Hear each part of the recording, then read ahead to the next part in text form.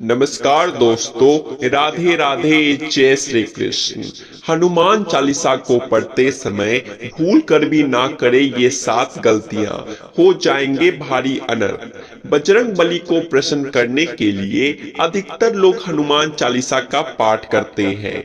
विशेषकर मंगलवार के दिन हनुमान चालीसा का पाठ करने से मनचाहा फल प्राप्त होता है। हनुमान चालीसा के लिए किसी खास नियम की आवश्यकता तो नहीं होती, लेकिन कुछ छोटी छोटी बातों का ध्यान रखना जरूरी होता है।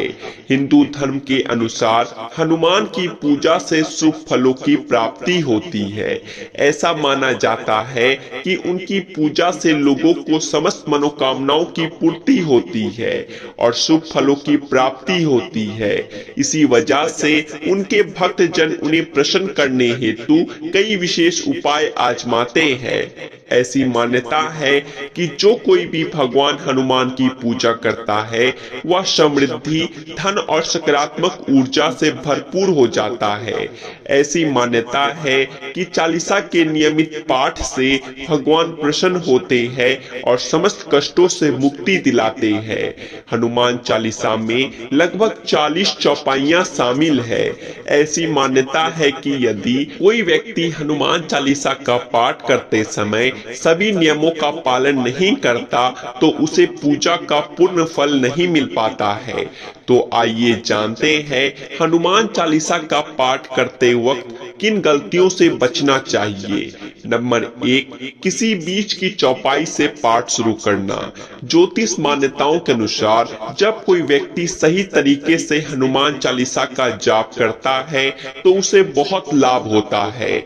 वहीं आपको कभी भी चालीसा का पाठ बीच की किसी चौपाई से नहीं करना चाहिए। यदि आप हनुमान चालीसा पढ़ने जा रहे हैं तो इसे एक साथ पूरा क्रमबद्ध तरीके से पढ़कर ही उस स्थान से उठना चाहिए। कभी भी बीच की किसी चौपाई से पाठ शुरू ना करें। कोई भी पाठ अगर आप कर रहे हैं तो उसे सच्चे मन से करना चाहिए, अन्यथा पाठ करने का फल कभी नहीं मिलता है। नंबर 2, साफ तन और मन से पाठ करना। ऐसा माना जाता है कि यदि आप घर में हनुमान चालीसा का पाठ करते हैं तो हमेशा शुद्ध तन और मन से चालीसा का पाठ करें। मंदिर में दीपक प्रज्वलित करके हनुमान जी का ध्यान करते हुए पाठ करें। नंबर 3, तामसिक भोजन और मदिरा का सेवन। यदि आप हनुमान चालीसा का पाठ करते हैं तो सुनिश्चित करें कि आपको भूल कर भी तामसिक भोजन या मदिरा का सेवन नहीं करना चाहिए। ऐसा करने से आप हनुमान जी के क्रोध का पात्र बन सकते हैं। हनुमान जी बाल ब्रह्मचारी है और हमेशा मांसाहारी चीजों और शराब के सेवन से दूर ही रहना पसंद करते हैं। इसीलिए उनके भक्तों को भी चाहिए कि वे भी मांस मदिरा से दूर रहे, तभी उनको पूजा का फल प्राप्त होगा। नंबर 4, किसी से व्यर्थ का झगड़ा करना। यदि आप हनुमान चालीसा का पाठ करते हैं तो ध्यान रखें कि आपको भूल कर भी किसी निर्बल को सताना नहीं चाहिए और किसी से व्यर्थ में झगड़ा नहीं करना चाहिए। यदि आप भी हनुमान चालीसा का पाठ करते हैं तो ध्यान रखें कि आपको किसी का भी अपमान नहीं करना चाहिए और किसी के लिए भी अपशब्दों का प्रयोग नहीं करना चाहिए। आप अगर हनुमान चालीसा का पाठ करते हैं तो आपको गरीबों को भी नहीं सताना चाहिए, बल्कि गरीबों की सहायता करनी चाहिए। नंबर 5, जीवन साथी को छोड़कर किसी अन्य रिश्ते में बंधना। यदि आप विवाहित हैं और हनुमान चालीसा का पाठ करते हैं तो आपको जीवन साथी के अलावा किसी और से रिश्ते जोड़ने की बात भी नहीं सोचनी चाहिए। ऐसा करने वालों को कभी भी हनुमान चालीसा के शुभ फल नहीं मिलते। किसी विवाहित पुरुष को किसी अन्य पराई स्त्री से संबंध नहीं रखना चाहिए। अगर कोई स्त्री भी हनुमान चालीसा का पाठ करती है तो उस स्त्री को भी अपने पति के अलावा किसी अन्य पुरुष से संबंध नहीं रखना चाहिए। अगर किसी व्यक्ति की शादी नहीं हुई है तो उसे तो पराई स्त्री से दूर ही रहना चाहिए। यदि कोई व्यक्ति हनुमान चालीसा का पाठ करता है तो उसे इस बात का ध्यान जरूर रखना चाहिए। नंबर 6, गरीबों और जानवरों को सताना नहीं चाहिए। यदि आप घर की समृद्धि के लिए हनुमान चालीसा का पाठ करती हैं, तो भूल कर भी किसी जानवर और गरीब को ना सताए। ऐसा करने से पूजा का फल नहीं मिलता है और घर में दुख बने रहते हैं। घर में नकारात्मक ऊर्जा का वास हो जाता है और घर से सुख समृद्धि हमेशा के लिए चली जाती है। नंबर 7, कोई अपराध ना करे और झूठ भी ना बोले। यदि आप हनुमान चालीसा का पाठ करते हैं तो आपको किसी भी प्रकार का अपराध नहीं करना चाहिए। आपको किसी के साथ छल कपट करने से भी बचना चाहिए और झूठ नहीं बोलना चाहिए। अगर आपके मन में किसी के प्रति कपट और द्वेष है तो इससे आपको पूजा का फल कभी नहीं मिलेगा।